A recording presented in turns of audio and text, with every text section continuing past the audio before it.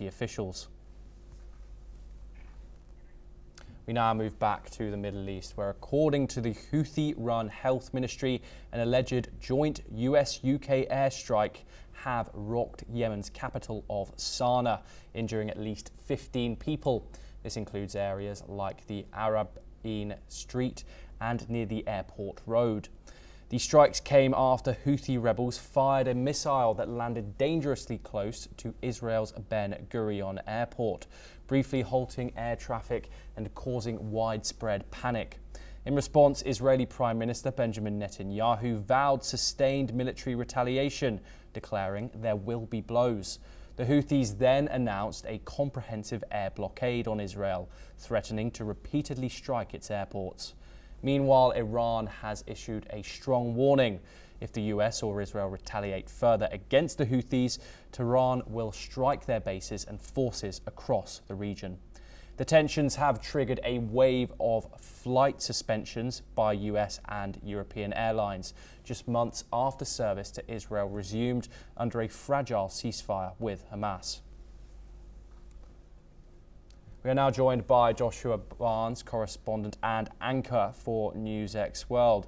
Joshua, we have continuing developing news updates on the Houthis daily, but what are their aims here in this regional conflict?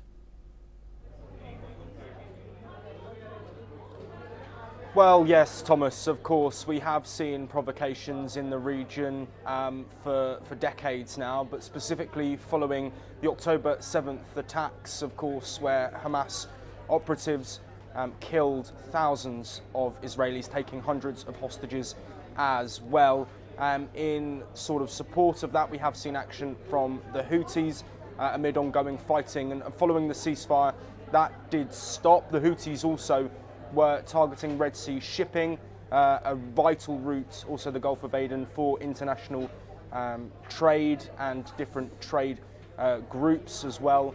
And this has sort of stepped up since the re-engagement from Israel following that brief ceasefire at the start of 2025. We've also seen attacks more recently intensifying on Israel until this recent strike and missile strike near Tel Aviv at an airport which is the most popular in Israel, the busiest as well, which got through Israel's air defense systems. Now, this is a major escalation, of course, targeting civilians, targeting a vital air route, which also shut down air traffic for a reasonable amount of time, will have impacts, and Israel have vowed to respond. There has, of course, been US action as well. We've also seen the UK joining the US in joint action on the 29th of April.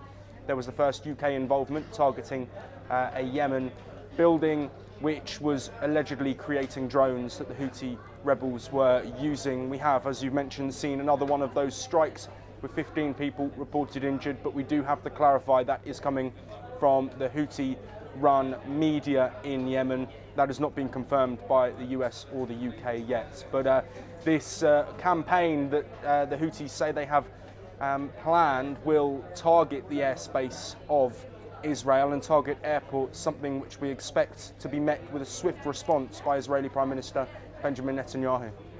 Joshua, we cover these Houthi strikes being intercepted by Israel on a near daily basis. How significant is it that the fact that one of these missiles actually got through and very close to Tel Aviv?